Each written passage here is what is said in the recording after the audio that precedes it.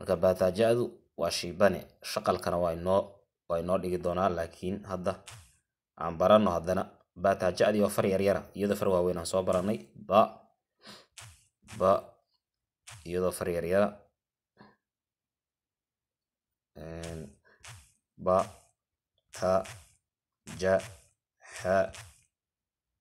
kha da ra sa sha da ca ga fa qa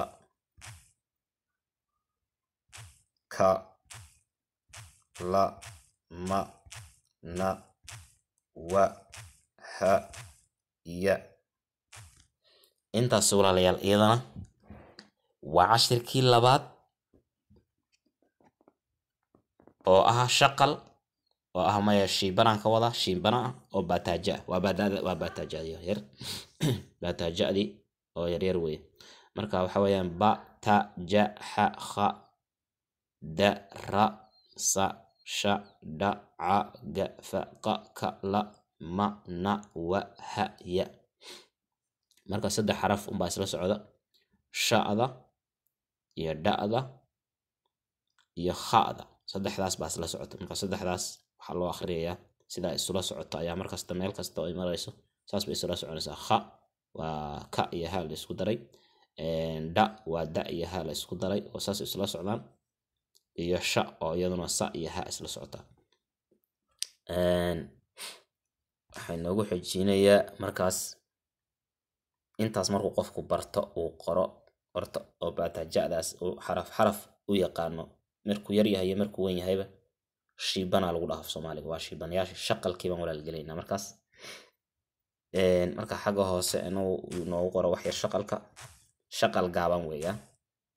shaqalku waa shaqal dheer iyo shaqal gaaban marka shaqal waxaan soo baranay hadda waa shiibanayaashii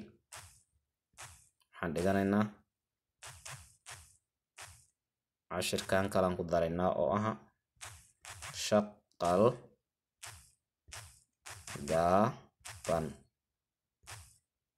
gaaban okay shaqalka gaabani waa a e i o u waa 5 xaraf si fiican ugu fiirso a e i o u waa shaqal gaaban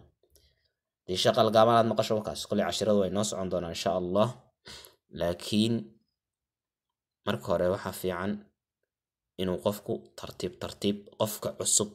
hadda cashirka waxaan u dhigaa dadka cusub aanan garanaynin sida af Soomaali meel laga maro laakiin dadkii wax yar yaqaan iyagu de markaas kuma jiraan meesha horeyba u soconayaan laakiin qofka doonaya inuu bilaabo waxaan barto ayaan cashirkan ugu talagalay insha Allah marka qofku ha akhriyo cashirkaas baataaja ha kha da ra sa sha da ca ga fa qa ka la ma na wa ha ya shaqal bas aba ka maqan shaqal gaaban marka shaqal gaaban waa a e i o u oo far waaweynaya iyadoo far yar yar haddii aynu samaynayna waxa weeyaan a waa a e i o iyo u iyadoo shaqal yar yar nootaas a e i o u marka intaas ayaynu baranaynaa insha Allah oo intaas intaad meel ku qorto soo xafid waan sii wadaynaa cashirka insha Allah ilaa inta uu qofku ka gaarayo af Soomaaliga kaliis uu qori karo waxaan oo dhan uu fahmay nabigana ku salli Allahumma salli ala Muhammad wa ali Muhammad wa aad baan idin salaamayaa waxaan rajeynayaa insha Allah inaad idin fududaato oo fahantaan Soomaaligu aad buu dhib yar yahay laakiin waxa loo baahan yahay inaad ka fikirto oo fahanto bas sida uu qormayo aad baan idin salaamayaa